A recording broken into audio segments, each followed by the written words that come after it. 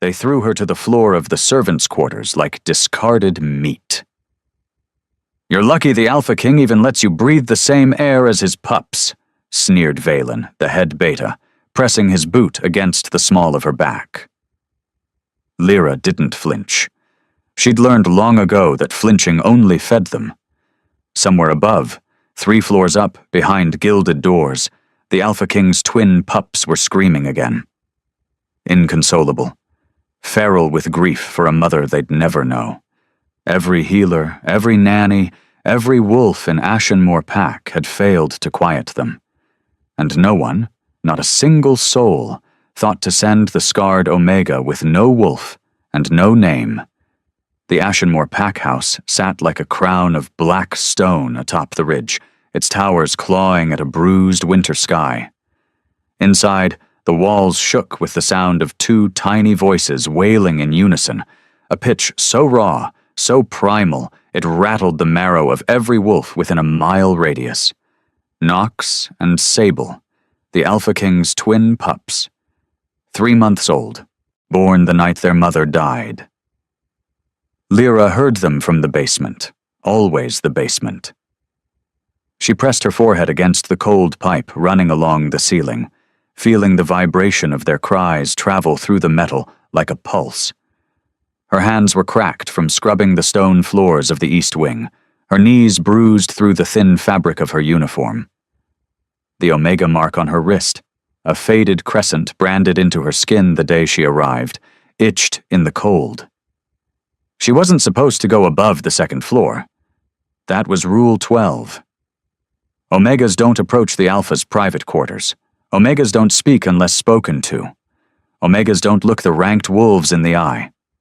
She knew every rule the way a prisoner knows the walls of their cell, by feel, by repetition, by the bruises left when she forgot. But the crying. God. The crying. It had been 4 days now, 4 days of the twins screaming without pause, their tiny wolf instincts rejecting every hand that reached for them. The healers said it was a bond rupture. The severed connection to their dead mother had left a wound in their spirits that wouldn't close. They thrashed in their crib, tiny claws extended, eyes flickering between human brown and wolf gold. They'd bitten 3 nannies, scratched a healer so deep she needed stitches.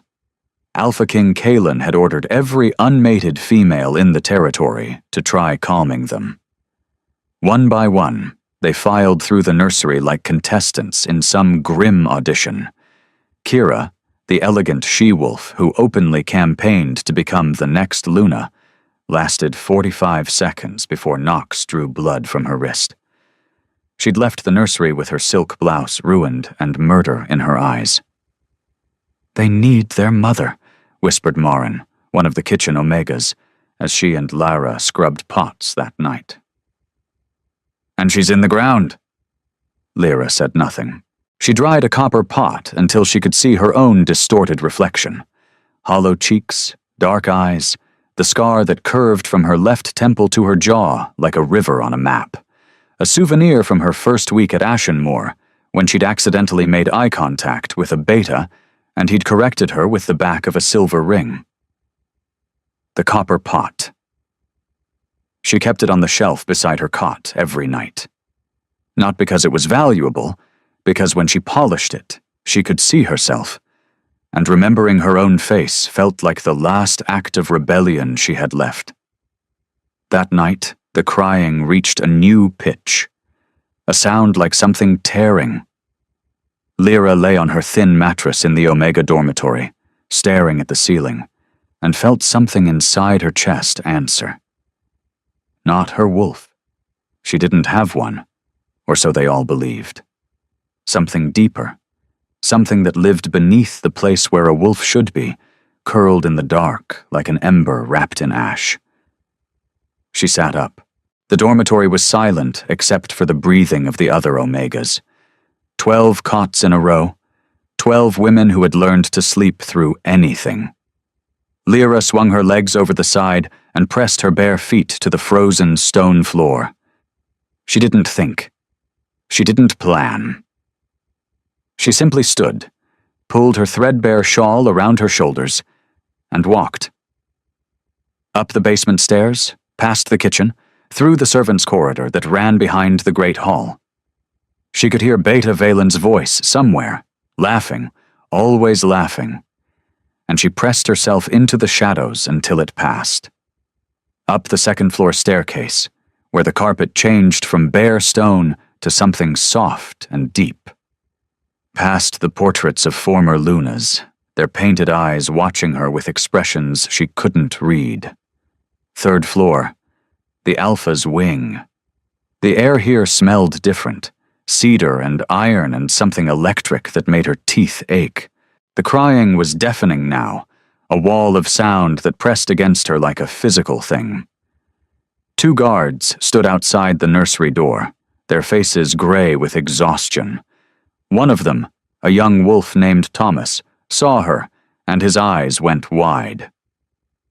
"What the hell are you doing up here, Omega?" "I can help," Lyra said. Her voice came out steady, which surprised her. The other guard actually laughed. "You? The mute floor scrubber? Every ranked female in this pack has tried. The Alpha's own sister tried. Go back to your hole." But behind the door, one of the twins, Sable, she somehow knew it was Sable, let out a cry so sharp and desperate that Lyra felt it in her ribs like a blade. "Please," she said, not begging, stating. "Let me try." Thomas looked at his partner. His partner shrugged with the resigned expression of a man who'd been standing outside a screaming room for 96 hours. The door opened. The nursery was beautiful and destroyed. A handcrafted mobile of silver moons hung twisted from the ceiling. Blankets were shredded. The walls bore tiny claw marks at crib height. And in the center of it all, in a crib carved from ancient oak, 2 tiny bodies writhed and screamed with their eyes squeezed shut, their faces red, their small fists beating the air. Lyra didn't approach the crib. She sat down on the floor, 6 feet away, and did something no one else had thought to do. She began to hum. It was a melody she didn't remember learning, a lullaby in a language she couldn't name, with notes that moved in intervals that didn't belong to any scale she knew. It rose and fell like breathing, like a tide, like the heartbeat of something vast and patient. Knox stopped screaming first. His tiny body went rigid, then slowly, his fists uncurled, his eyes opened, not brown, not gold, but a deep, liquid silver that reflected Lyra's face back at her like twin mirrors. Sable followed. Her cries softened to whimpers, then to hitching breaths, then to silence. The silence was so sudden, so complete that one of the guards dropped his weapon.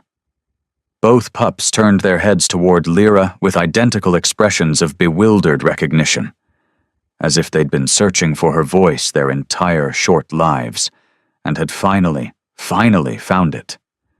Lyra kept humming. She didn't dare stop.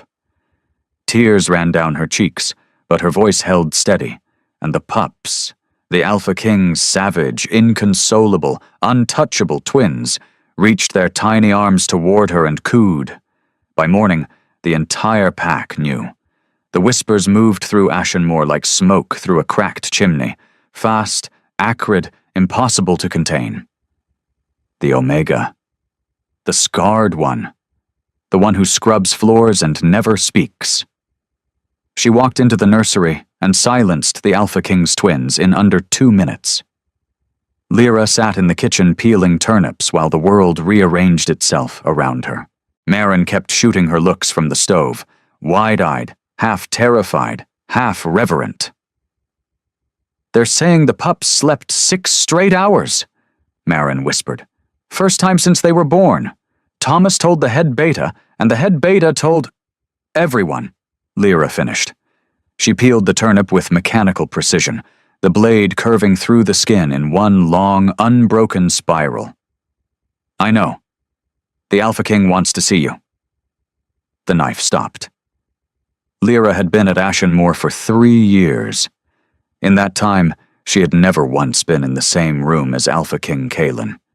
She'd seen him, of course. Everyone saw the Alpha. He moved through the pack house like a weather system, all barely contained force and dark energy. Tall, broad, a jaw carved from granite, and eyes the color of a winter storm. He wore his authority the way other men wore cologne. It preceded him into every room.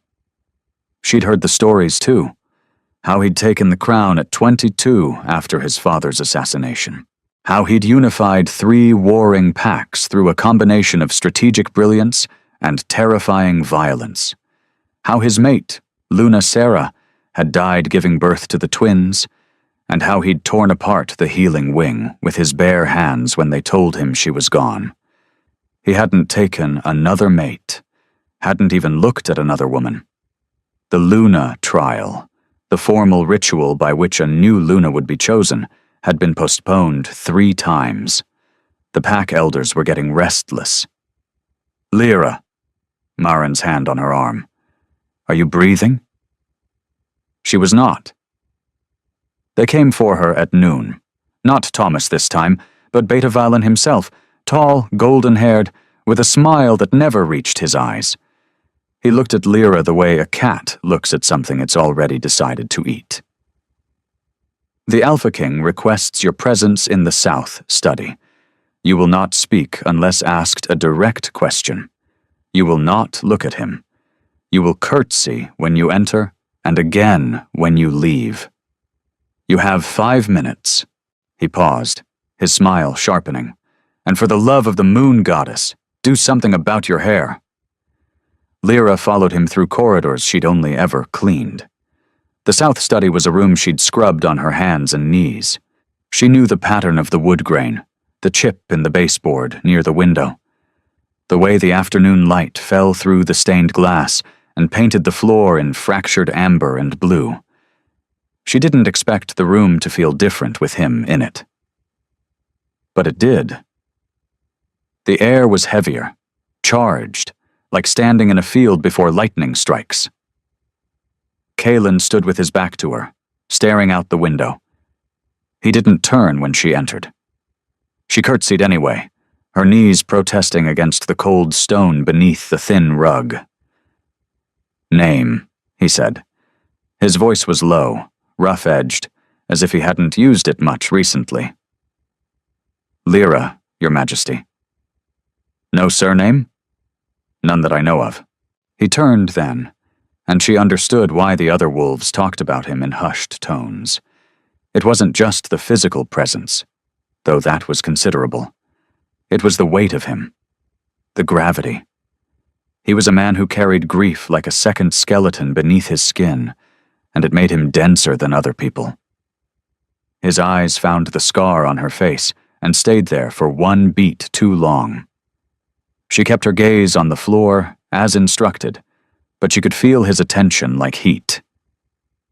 They tell me you're a wolfless Omega, arrived 3 years ago with no memory, no pack affiliation, no identification.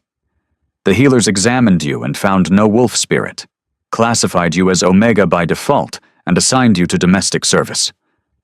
He paused. Is that accurate? Yes, Your Majesty. And last night you violated pack protocol, entered a restricted floor, and approached my children without authorization. A statement, not a question. She remained silent. Look at me. She lifted her eyes. The impact was immediate, a jolt that traveled from her chest to her fingertips, like touching a live wire. His eyes were gray, not the storm gray she'd expected, but something warmer, shot through with threads of silver. For a fraction of a second, something flickered behind them. Surprise, maybe. Confusion. Then it was gone, replaced by the practiced blankness of a king. How did you do it? I hummed a lullaby, Your Majesty. Everyone has tried singing to them. I wasn't singing to them. The words left her mouth before she could stop them. I was singing to the place inside them where their mother's bond used to be, the empty space. I filled it with sound so it wouldn't echo. The silence that followed was so complete, she could hear the fire breathing in the hearth. Kaelin stared at her for a long time. Then he did something she never expected. He reached into his breast pocket and withdrew a small object, a moonstone pendant, milky white, hanging from a thin silver chain. The light caught its surface, and it glowed from within, casting faint prismatic shadows on his palm. "This was my mate's," he said quietly. "She wore it every day. I put it in the crib the night they were born. Thought it might." He stopped, swallowed.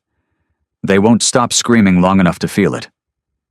He set the pendant on the desk between them. An offering, a test, a father's desperation dressed up as a king's command. "You will report to the nursery at dawn. You will remain with the pups until they sleep. If they respond to you again, we'll discuss a more permanent arrangement." His jaw tightened. "If this is some kind of trick, if you've used herbs or dark craft or anything that endangers my children, I will end you myself. Are we clear?" "Crystal, Your Majesty." She curtsied. She left. She made it exactly 4 steps into the corridor before her knees gave out, and she slid down the wall to the floor with her hand over her mouth, shaking. Inside her chest, in the dark place where a wolf should have been, something stirred. Not a growl, not a howl, a vibration, low, warm, ancient, like a tuning fork struck against something made of bone and starlight. She pressed her hand to her sternum and felt it hum. For 2 weeks, Lyra lived between worlds. By day, she scrubbed floors, peeled vegetables, and endured the casual cruelty of pack hierarchy. By night, she sat in the nursery with Nox and Sable, humming them through the dark hours while the pack house slept. The twins responded to her with an intensity that frightened the healers. They would cry the moment she left and quiet the instant she returned, as if her presence was oxygen and her absence was drowning. She learned their language. Nox was the bold one. He grabbed everything, his tiny fists closing around her fingers, her hair, the fabric of her shawl, with a grip that said mine. Sable was the watcher. She would lie still, her enormous silver eyes tracking Lyra's every movement with an intelligence that seemed impossible for a 3-month-old. When Lyra hummed, Sable's lips would move slightly, as if trying to learn the melody. Lyra took to wearing Luna Sarah's moonstone pendant while she sat with them. Kaelin hadn't told her to. She'd simply picked it up from the desk where he'd left it that first day, and the moment it touched her skin, the twins had gone utterly still, staring at the stone against her collarbone, with an expression that looked heartbreakingly like hope. She should have known it would cost her. The trouble started with Kira. Kira Ashvine was the daughter of the Pack's High Elder, and she had been groomed for the Luna position since birth, beautiful in the way that sharp things are beautiful, all cheekbones and ice-blue eyes, and a smile that could cut glass.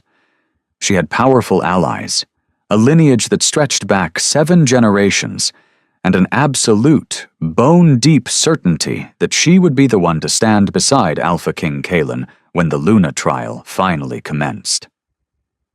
The idea that a wolfless, scarred, nameless Omega had succeeded where she had failed had bled, actually, from the teeth of the pups who now cooed at Lyra like she was their personal sunrise, was not something Kira's worldview could accommodate. So she did what powerful people always do when confronted with something that threatens their narrative. She rewrote the story. "She's using blood magic," Kira announced at the Pack Council meeting, her voice carrying the precise mix of concern and authority she'd been rehearsing since childhood. "My sources in the healer's wing confirmed that the Omega has been seen burning herbs in the nursery. Unsanctioned herbs, the kind used in forbidden bonding rituals." It was a lie. A complete, architecturally perfect lie, constructed with the same care a mason uses to build a wall, every stone placed to bear the weight of the stones above it, the council murmured. Beta Valen, who had never liked Lyra and whose authority had been subtly undermined by her access to the Alpha's floor, nodded gravely. I've had my own concerns. The Omega has been presumptuous, wearing the late Luna's pendant, moving through restricted areas without escort. They didn't ask Lyra. They never asked Lyra. That was the beautiful efficiency of the hierarchy. You didn't need to hear from the accused when everyone already agreed on the verdict. The punishment came at dawn. Lyra was dragged from the nursery by 2 enforcement wolves, while Nox and Sable screamed behind her, that same tearing, desperate sound that had first drawn her upstairs. They took her to the courtyard, the one she'd scrubbed 100 times, and they made her kneel on the frost-covered stone in her thin sleeping clothes, while the morning shift gathered to watch. Kira stood on the steps above her, luminous in a white fur coat, holding a scroll with the council's seal. Lyra, Omega classification, no surname. You are charged with the unauthorized use of forbidden rituals within the Alpha King's residence, the theft and inappropriate wearing of the late Luna's personal effects, and the violation of Pack Code 12, unauthorized presence in the Alpha's private quarters. Each charge landed like a stone, dropped into still water. For these offenses, the Council prescribes removal from nursery duties, effective immediately, forfeiture of the stolen pendant, and 20 lashes to be administered publicly as a reminder that rank exists for a reason. Lyra's blood turned to ice, not from fear, from recognition. She had seen this before, not here, not at Ashenmoor, but somewhere in the mist-covered territory of her lost memories. A woman kneeling, false charges, the crack of punishment falling on innocent skin. The image was so vivid it almost knocked her sideways, but it vanished before she could hold it, leaving only the metallic taste of old terror on her tongue. Wait. Lyra's voice was quiet, but it carried. The Alpha King himself authorized my presence in the nursery. He gave me permission to— The Alpha King is not here, Kira said, and something triumphant flashed in her ice-blue eyes. He left before dawn for the border negotiations. He'll be gone for 3 days. The council acts in his stead. Of course they'd waited for him to leave. The whip was leather, braided tight, with small metal beads woven into the tips.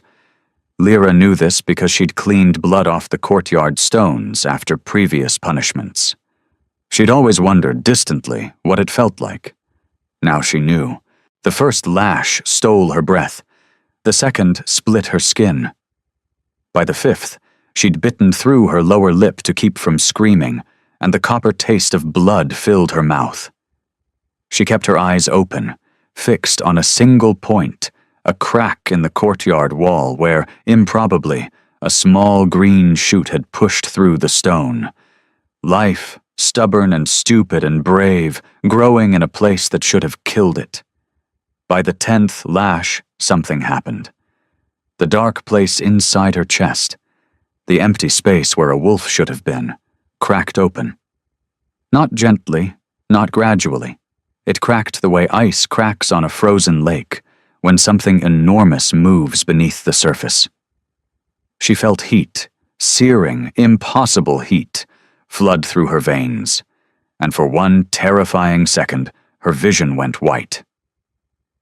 The enforcer with the whip stumbled backward.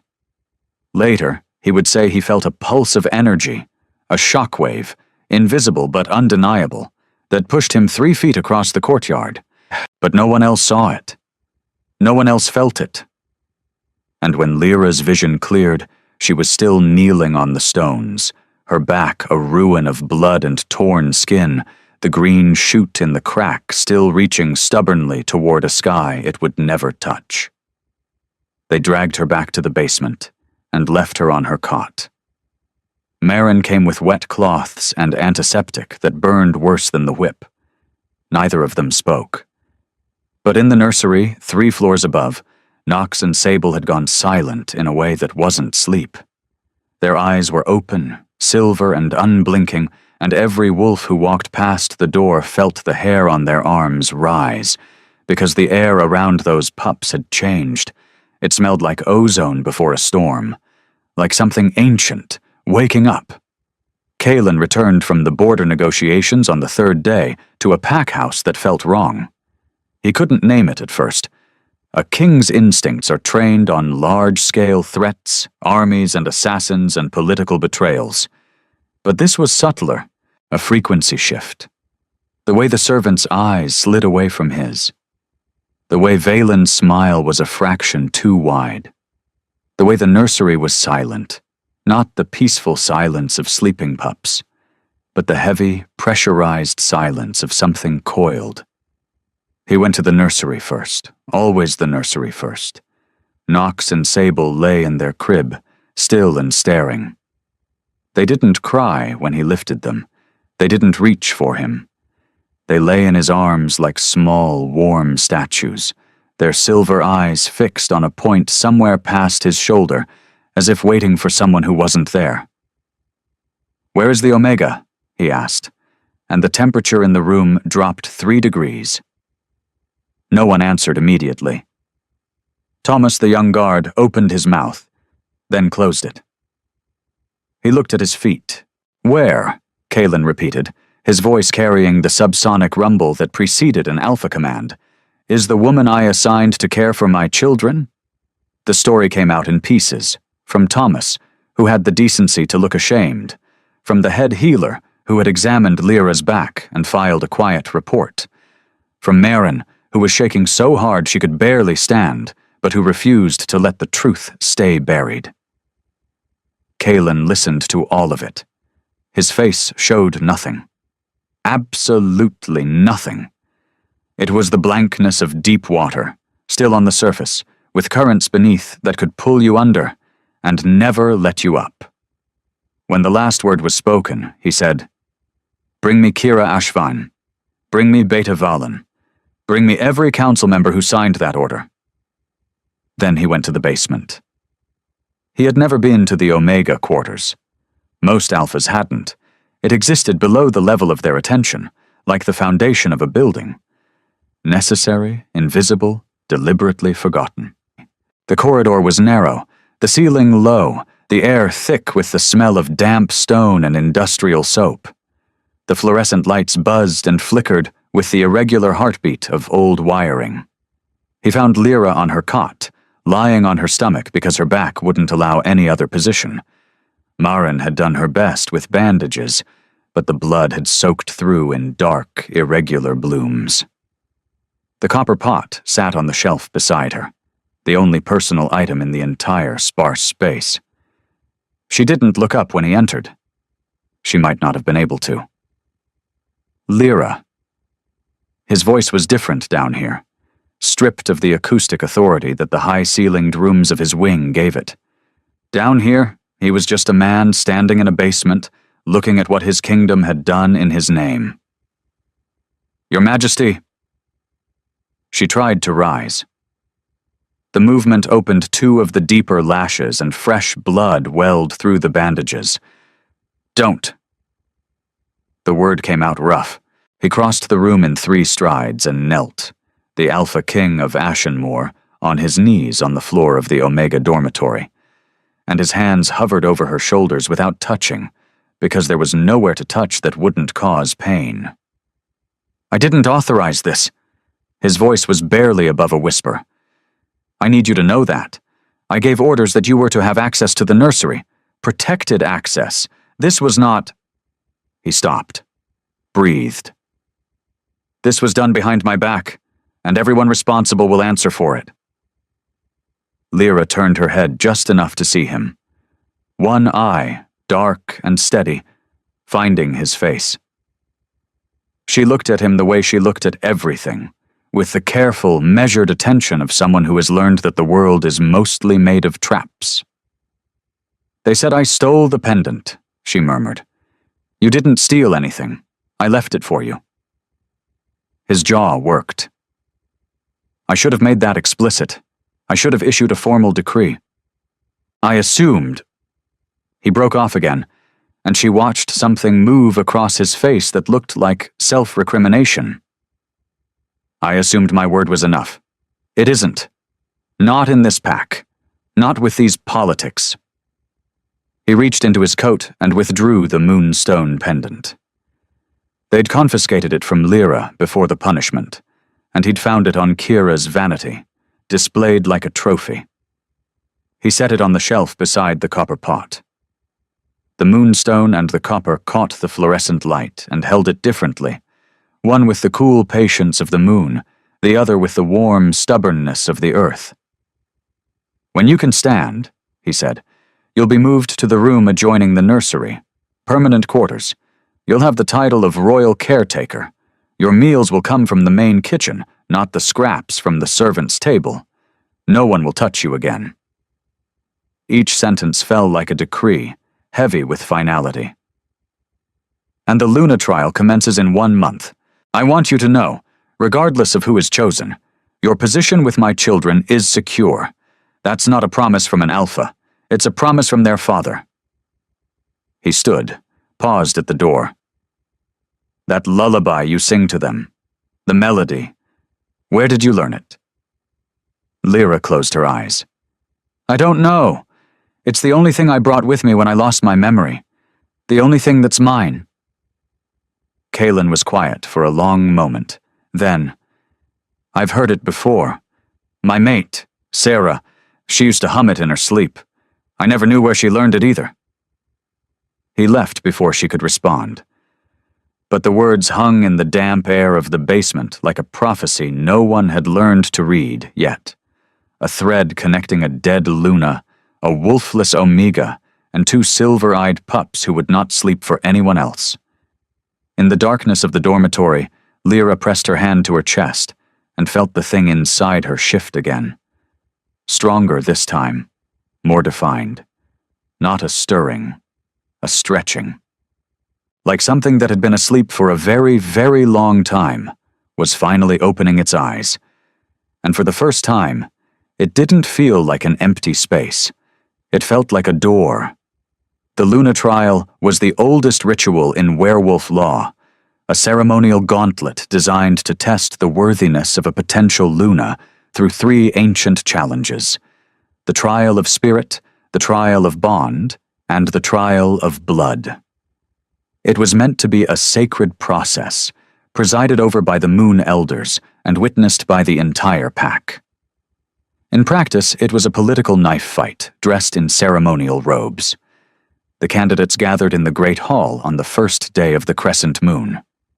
5 women, each representing a powerful bloodline, each groomed since childhood for this moment. Kira Ashvan stood at their center, still beautiful, still confident, though Lyra noticed a new tightness around her mouth. Alpha King Kaelin had publicly censured the council for the unauthorized punishment, stripped Beta Valen of his enforcement privileges, and issued a formal apology to Lyra that had been read aloud in the dining hall. Kira had not been directly named, but everyone knew. The humiliation clung to her like perfume she couldn't wash off. Lyra watched from the balcony reserved for household staff. She wasn't a candidate. Omegas couldn't enter the Luna trial. It was law, immutable as gravity, older than memory. She told herself she was fine with this. She had a warm room now, adjacent to the nursery, with a real bed and a window that faced east. She had the twins, who had grown fat and rosy in the weeks since her return, who grabbed fistfuls of her hair and laughed, who slept through the night when she hummed to them. She had something she'd never had at Ashenmore before, a small, fragile sense of belonging. She told herself it was enough. The trial of spirit came first, a test of character conducted by the Moon Elders, 3 ancient wolves whose eyes had gone permanently silver from decades of communion with the lunar cycle. Each candidate entered a sealed chamber and faced a series of moral dilemmas presented through psychic projection. The details were private, but the results were public. 3 candidates passed. 2 failed. Kira passed. Of course Kira passed. The trial of Bond came second, and this was the one that changed everything. The Bond trial tested a candidate's spiritual compatibility with the Alpha. Each woman would place her hand on a bonding stone, a massive chunk of raw moonstone the size of a man's torso, ancient beyond reckoning, its surface smooth from millennia of palms. If the stone recognized the bond potential, it would glow. Simple. Elegant. Incorruptible, because the stone couldn't be bribed, threatened, or politically maneuvered. Kira placed her hand on the stone. Nothing happened. She pressed harder. Leaned in, the crowd held its breath. The stone remained dark, cold, inert, as if she were pressing her hand against ordinary rock. The second candidate tried. Nothing. The third, nothing. Murmurs rippled through the hall. In the recorded history of Ashenmoor, the bonding stone had never failed to respond to at least one candidate during a Luna trial. The Moon Elders conferred in whispered urgency. Kalen sat on his throne, his expression unreadable, his fingers wrapped around the armrests hard enough to creak the wood. Then something happened that was not in the script. Knox began to cry. Not the regular fussy cry of a teething infant, the other cry. The deep, primal wail that vibrated at a frequency only wolves could fully hear, the one that carried the subsonic signature of distress so profound it triggered the protective instincts of every bonded wolf in the room. Sable joined a second later. Their combined cry hit the great hall like a physical force, and several wolves staggered. Lyra, on the balcony, was already moving before she made the conscious decision to move. Down the stairs, through the crowd, past the ceremonial guards who were too shocked to stop her. She reached the twins' portable crib at the base of the throne and lifted them, one in each arm, their faces buried in her neck, their tiny bodies shaking. She hummed. The melody rose above the chaos like a single clear note cutting through static, and the twins quieted so fast it looked like a magic trick. Lyra stood there, holding the Alpha King's children in the middle of the most sacred ritual in werewolf law, wearing a servant's uniform and a dead Luna's moonstone pendant, and every eye in the hall was on her. That was when the bonding stone lit up. Not a subtle glow, not a gentle warming. The stone erupted with light, blinding, white gold, pouring from its surface like liquid sunlight. The light didn't radiate outward in all directions. It reached. It extended in a single focused beam that crossed the hall and struck Lyra square in the chest. The impact drove her back a step, but she didn't fall. She couldn't. She was holding the twins. The light wrapped around all three of them like a cocoon, and inside that cocoon, Lyra felt the door in her chest blow open. What came through was not a wolf. It was something older, something that existed before wolves had names, before packs had laws, before the moon was worshipped. It poured into her like a river breaking a dam, filling every hollow space, every scar, every dark corner where pain had lived. Her eyes, always dark brown, flooded with silver until they were mirror bright, reflecting the faces of every stunned wolf in the hall. The moonstone pendant at her throat shattered. Not broke, shattered, releasing a burst of prismatic light that scattered across the ceiling like 1,000 tiny stars.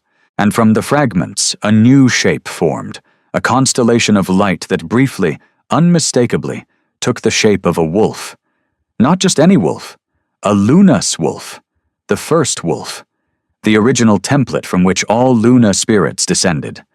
A myth so old, most wolves considered it a fairy tale. The light faded. The stone went dark. Lyra stood in the center of the great hall, panting, silver-eyed, holding two now sleeping pups against her chest, and realized with the absolute clarity of someone who has just been struck by lightning that she was not, had never been, a wolfless Omega. She was a moonborn, the last of a bloodline that had been hunted to extinction 3 generations ago.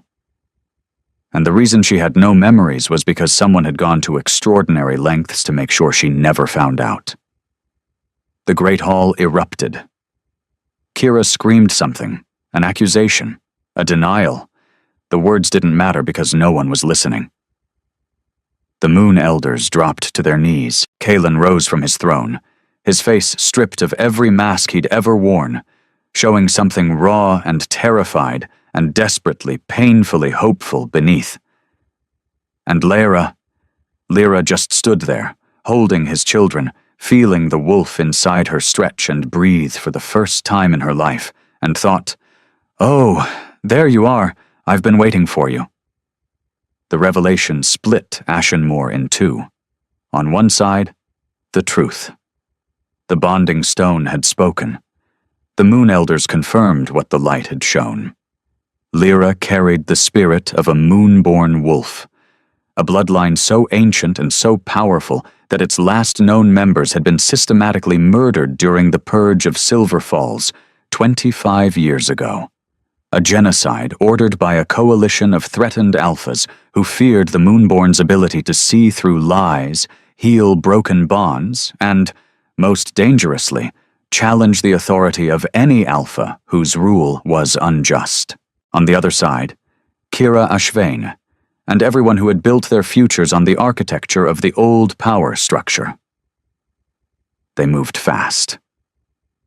3 days after the trial, Lyra woke to find a formal challenge document slid under her door, a petition of fraud signed by Kira and 14 members of the Pack Council, demanding that the Luna trial results be invalidated on the grounds that an unregistered individual of unknown origin and fabricated bloodline could not legally participate in a ceremony reserved for wolves of verified lineage.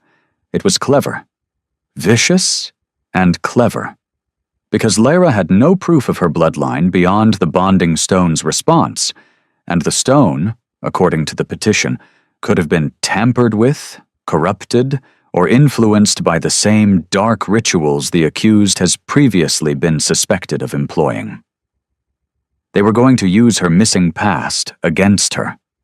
Every gap in her memory, every unanswered question about her origin, became a weapon in their hands. But they had miscalculated in one critical way. They had assumed Kalen would stay neutral. The Alpha King called an emergency assembly the following morning.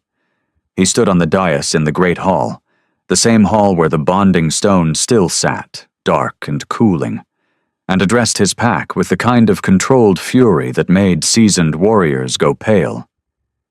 "I have read the petition of fraud," he said, his voice filling the hall without amplification, the way thunder fills a valley.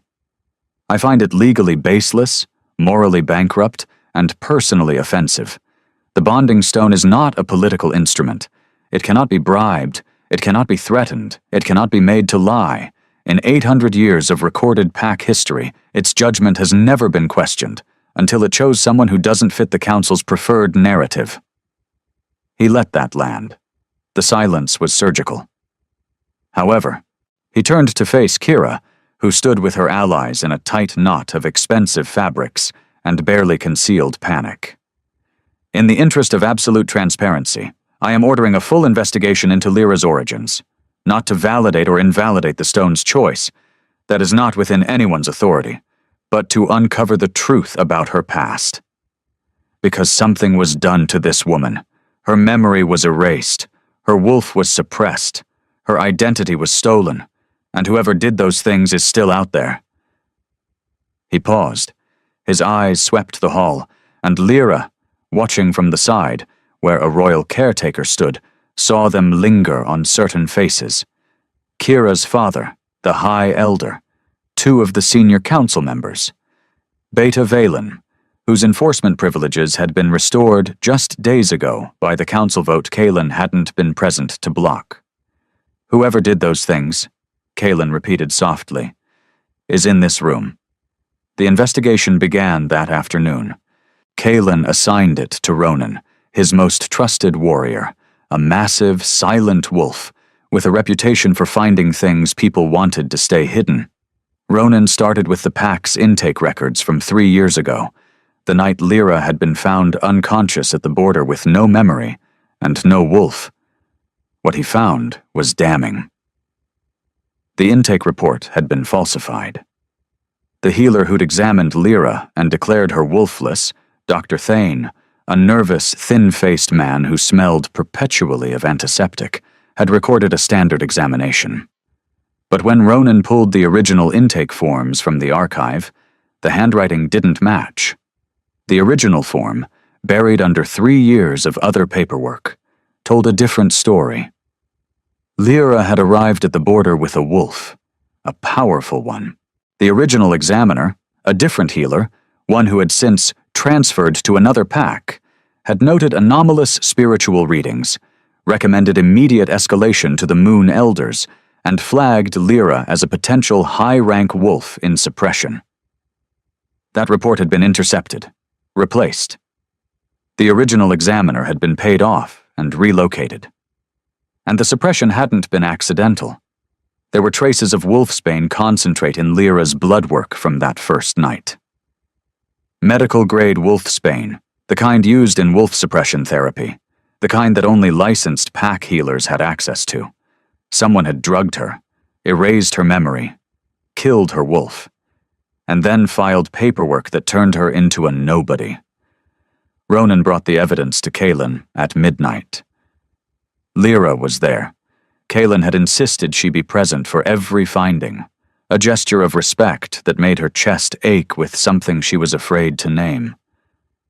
"The trail leads to Dr. Thane," Ronan said, his voice a low rumble. "But Thane doesn't have the resources or the motive for something this sophisticated. He's a tool. Someone else directed this." "Who?" Lyra asked. Her voice was steady, but her hands were shaking. She gripped the edge of the desk to still them, and her knuckles turned white around an object she'd unconsciously grabbed. A fragment of the shattered moonstone pendant, which she'd been carrying in her pocket since the trial.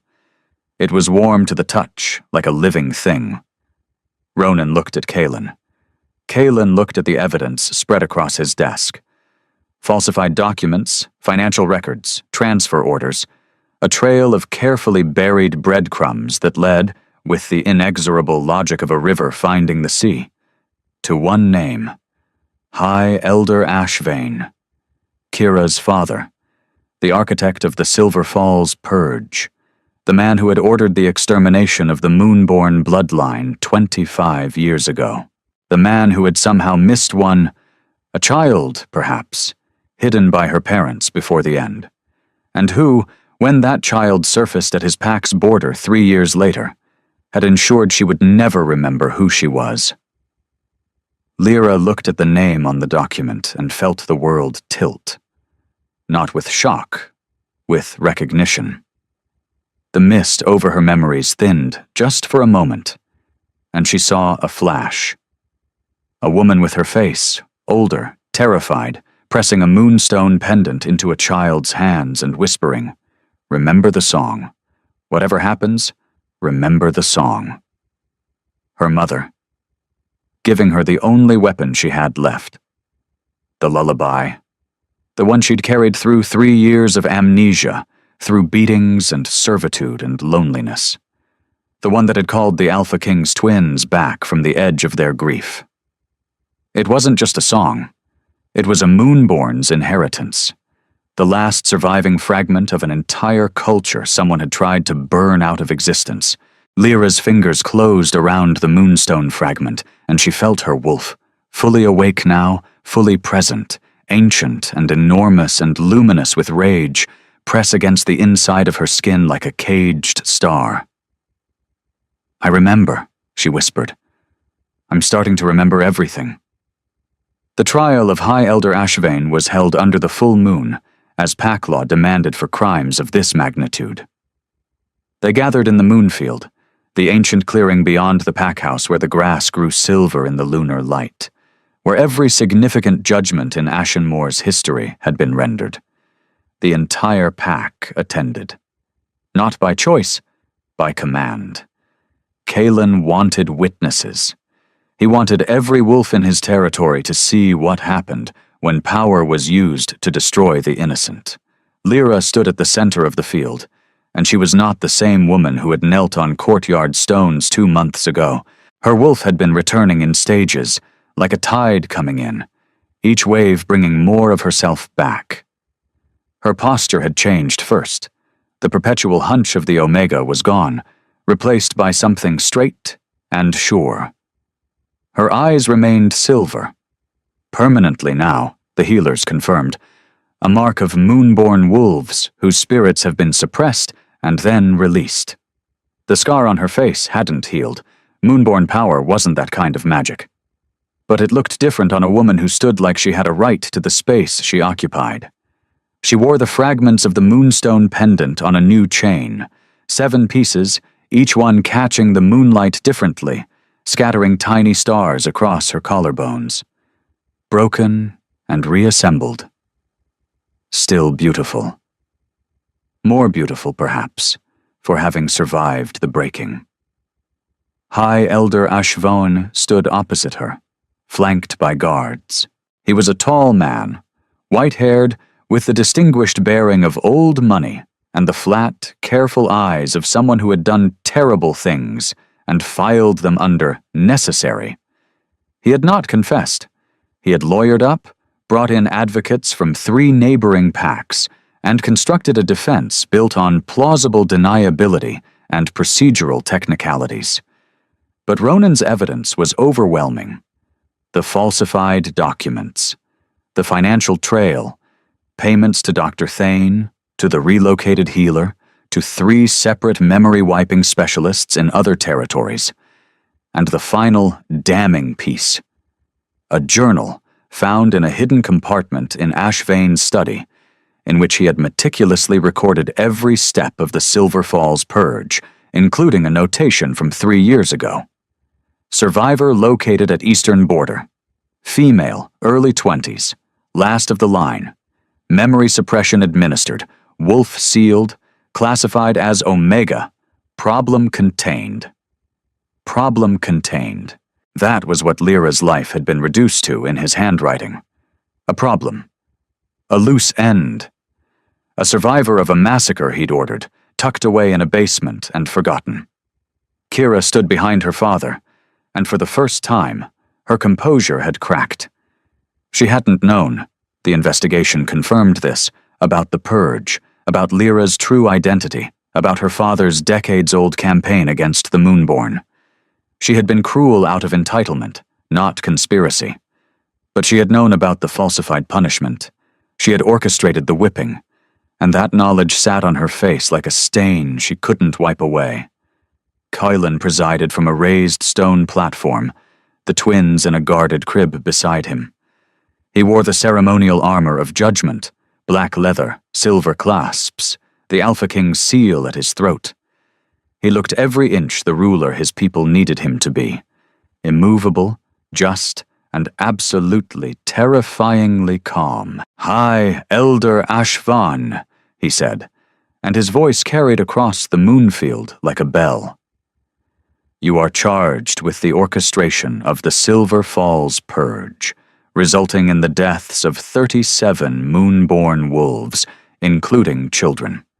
You are charged with the kidnapping and unlawful suppression of Lyra of the Moonborn line. You are charged with the falsification of official pack documents. You are charged with conspiracy to deny the pack's rightful Luna her identity and her position. How do you answer?" Ashvain's advocates launched into their defense. Jurisdictional arguments, statute of limitations claims, challenges to the evidence chain. They were good. They were expensive. They knew every loophole in pack law, but they didn't account for the Moonborn. Lyra stepped forward. She hadn't planned to speak. The prosecution was being handled by Ronan and the legal team. But her wolf surged inside her, and the words that came out of her mouth weren't prepared. They were remembered. Elias Ashvaun. Her voice carried a harmonic that made the air vibrate, the Moonborn's gift, the ability to speak with the weight of truth so absolute it resonated in the bones. You came to Silver Falls on the night of the winter solstice. You brought 40 wolves. You set fire to the village from 4 directions so no one could escape. My mother put me in a root cellar and covered me with wolfsbane so your trackers couldn't smell me. She gave me her pendant. She sang me the lullaby one last time. And then she went back out to face your wolves, knowing she would die, because if she didn't, they would search until they found me. She was not crying. Her voice was not breaking. She was speaking with the clarity of someone who has finally, completely, remembered. I was 5 years old. I stayed in that cellar for 2 days, until a passing trader found me. I don't know how I ended up at Ashenmoor's border 18 years later. There are still gaps. But I know what you did. I remember the sound of the fire. I remember my mother's voice. And I remember the smell of wolfsbane, because you used it twice. Once to hide me from your killers, and once to kill the wolf inside me so I could never become what I was meant to be.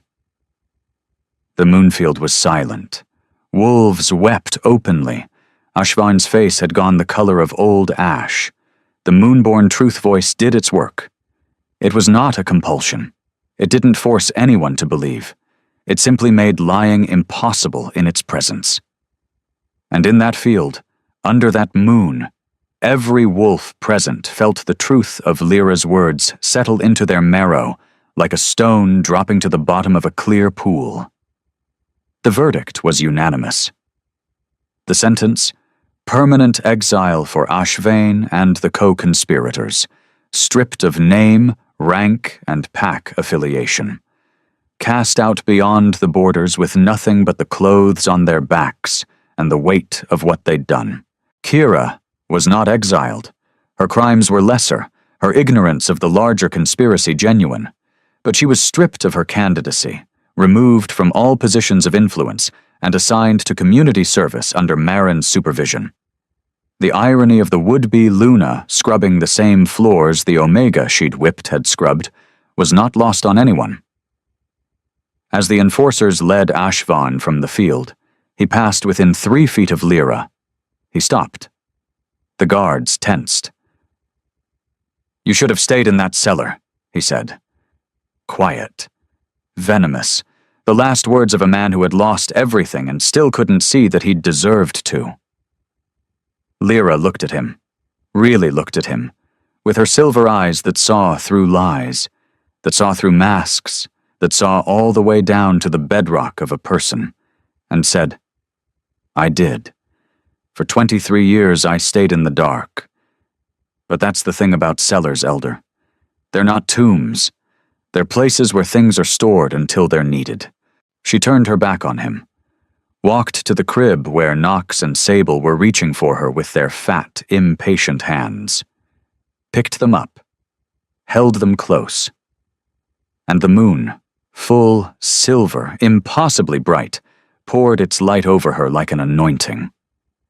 If this story reminded you that the people the world throws away are often the ones who change it, hit that like button.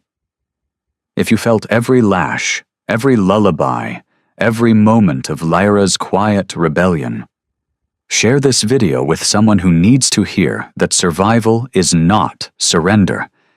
And if you want more stories where karma doesn't just knock, it kicks the door down, subscribe and hit that bell so you never miss an upload.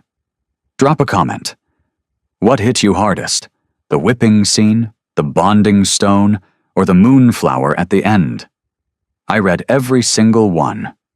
Until next time, remember, the ones they reject are the ones they'll never forget.